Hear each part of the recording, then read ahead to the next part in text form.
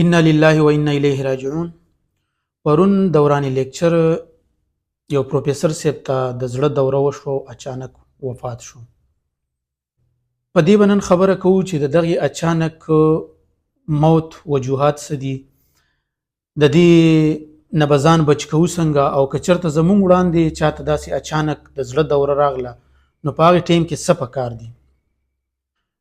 اوله به موږ په وجوهاتو خبره وکړو چې د دې وجوهات څه دي. نو که وجوهاتو باندې موږ خبره وکړو نو په دې کې موږ ته پکار ده چې موږ خپل لایف سټایل چینج کړو. نن سبا هر سړی په دنیا ورپسې دی، پراپر خوب نشته دی، ایکسرسایز نشته دی، خوراک زموږ هغه شان نه دی چې کولیسټرول زموږ نارمل وي. د دغې سره سره سبسټانس یوز خلک کوي، لکه سموکینګ شو یا چرس شو.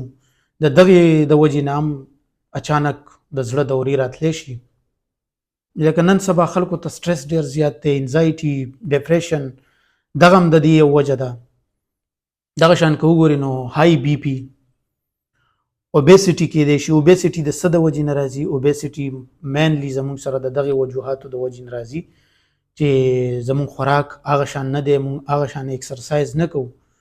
نو دغه ډېرې ضروري خبرې دي چې موږ دغه احتیاطي تدابیر اختیار کړو. نو انشاءالله چې د داسې قسمه واقعونه یا د داسې اچانک مرګونو نه چې کم ځوان کول یا کم زموږ نوجوان دي هغه بچ کېدی شي.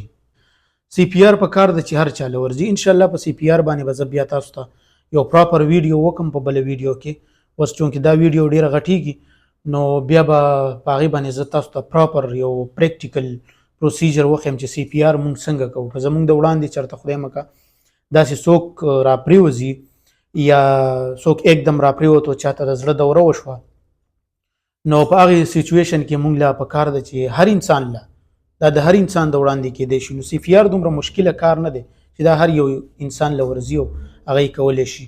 نو کېدی شي چې ستاسو د هغې سی پی آر یا ستاسو د هغه لږ محنت د وجې نه د بل یو انسان زندگی بچ شي. ډېره لویه خبره ده.